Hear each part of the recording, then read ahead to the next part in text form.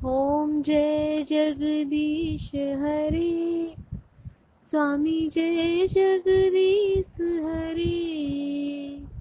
भक्त जनों के संकट क्षण में दूर करे। ओम जय जगदीश हरे। जो ध्यावे फल पावे, दुख बिन से मन का।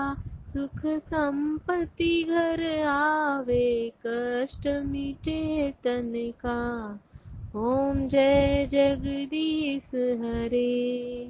नमस्कार, मैं हूँ ऋचा। धार्मिक संगीत में आप सभी का बहुत बहुत स्वागत है। भक्तों, सबसे पहले आप सभी को प्रबोधिनी एकादशी की ढेर सारी शुभकामना। कार्तिक मास के शुक्ल पक्ष की एकादशी को देवउठनी एकादशी कहते हैं। कहते हैं कि इस दिन भगवान श्री हरि विष्णु 4 माह की निद्रा से जागते हैं। जब भगवान विष्णु नींद से जागते हैं तो उसे देव प्रबोधिनी या देव उठनी एकादशी कहा जाता है। इस दिन से मांगलिक कार्यों की शुरुआत भी होती है। देव उठनी एकादशी पर तुलसी और भगवान विष्णु के विग्रह स्वरूप शालिग्राम के विवाह का परंपरा है। इस दिन भगवान विष्णु की पूजा का विशेष महत्व है। देव उठनी एकादशी का महत्व विस्तार पूर्वक है।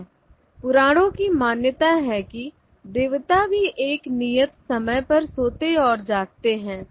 पौराणिक मान्यता के अनुसार भगवान विष्णु साल के 4 माह शेषनाग की सैया पर सोने के लिए क्षीर सागर में शयन करते हैं तथा कार्तिक शुक्ल एकादशी को वे उठ जाते हैं। इसीलिए इसे देवोत्थान, देव उठनी या देव प्रबोधिनी एकादशी कहा जाता है। भगवान विष्णु के उठ जाने के बाद अन्य देवता भी निद्रा त्यागते हैं। आम भाषा में देखा जाए तो देव प्रबोधिनी का अर्थ है स्वयं में देवत्व जागना। प्रबोधिनी एकादशी का तात्पर्य है कि व्यक्ति अब उठकर कर्म धर्म के रूप में देवता का स्वागत करें। इस एकादशी का मूल भाव यह है कि हम किसी को कष्ट न पहुंचाएं, ईर्ष्या द्वेष के भाव न रखें। यह दृढ़ संकल्प अपने मन में जगाना ही प्रबोधिनी है। ईर्ष्या द्वेष के भाव न रखें। यह दृढ़ संकल्प अपने मन में जगाना ही प्रबोधिनी है। भक्तों, आइए जानते हैं पूजा की विधि।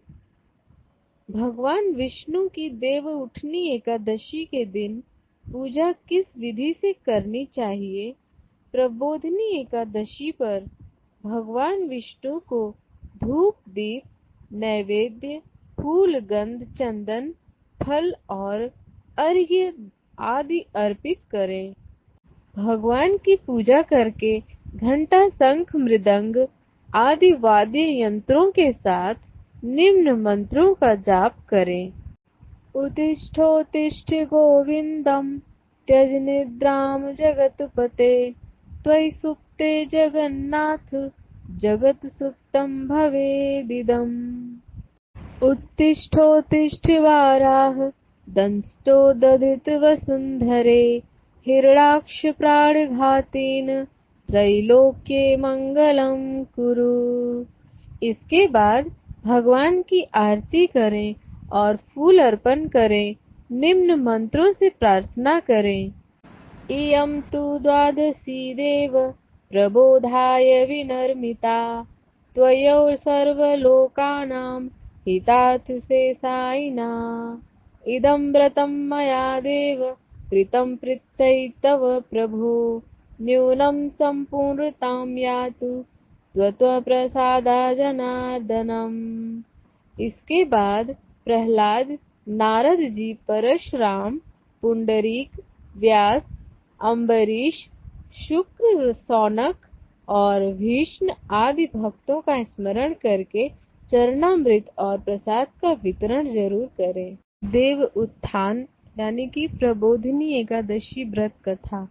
पौराणिक कथाओं के अनुसार एक बार लक्ष्मी ने विष्णु से कहा, हे नाथ, आप दिन रात जागते हैं और फिर लाखों करोड़ों वर्षों तक सो जाते हैं तथा उस समय समस्त चराचर का नाश भी कर डालते हैं।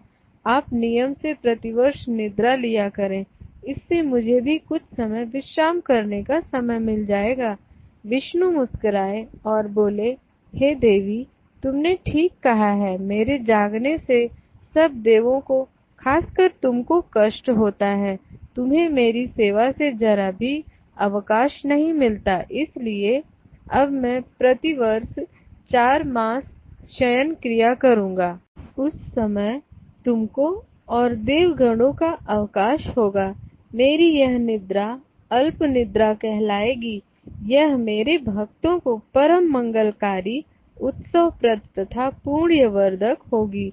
जय श्री हरि। देव उठनी एकादशी व्रत कथा। एक समय एक राजा था। उसके राज्य में सभी एकादशी का व्रत करते थे। एकादशी के दिन पूरे राज्य में किसी को अन्न नहीं दिया जाता था। एक दिन एक व्यक्ति नौकरी मांगने के उद्देश्य से राजा के दरबार में आया। उसकी बातें सुनने के बाद राजा ने कहा कि नौकरी तो मिल जाएगी, लेकिन एकादशी के दिन अन्न नहीं दिया जाएगा। नौकरी मिलने की खुशी में उस व्यक्ति ने राजा की बात मान ली। एकादशी का व्रत आया, सभी व्रत थे। उसने भी फलाहार व्रत किया, लेकिन उसकी भूख नहीं मिटी। वह राजा के पास अन्न मांगने गया। उसने राजा से कहा कि फलाहार से उनकी भूख नहीं मिटी है, वह भूखों मर जाएगा, उसे खाने के लिए अन्न दिया जाए। इस पर राजा ने अपनी शर्त वाली बात दोहराई। उस व्यक्ति ने कहा कि वह भूख से मर जाएगा, उसे अन्न जरूरी है। तब राजा ने उसे भोजन के लिए आटा, दाल, चावल दिलवा दिया। वह नदी किनारे स्नान किया और भोजन बनाया। उसने भोजन निकाला और भगवान को निमंत्रण दिया। तब भगवान विष्णु वहां आए और भोजन किए, फिर चले गए। वह भी अपने काम में लग गया। फिर दूसरे मास की एकादशी आई। इस बार उसने अधिक अनाज मांगा। राजा ने कारण पूछा तो उसने बताया कि पिछली बार भगवान भोजन कर लिए, इससे वह भूखा रह गया। इतने अनाज से दोनों का पेट नहीं भरता। राजा चकित थे। उनको उस व्यक्ति की बात पर विश्वास नहीं हुआ। तब वह राजा को अपने साथ लेकर गया। उसने स्नान करके भोजन बनाया और भगवान को निमंत्रण दिया, लेकिन इस बार भगवान नहीं आए। वह शाम तक भगवान का इंतजार करता रहा। राजा पेड़ के पीछे छिपकर सब देख रहे थे।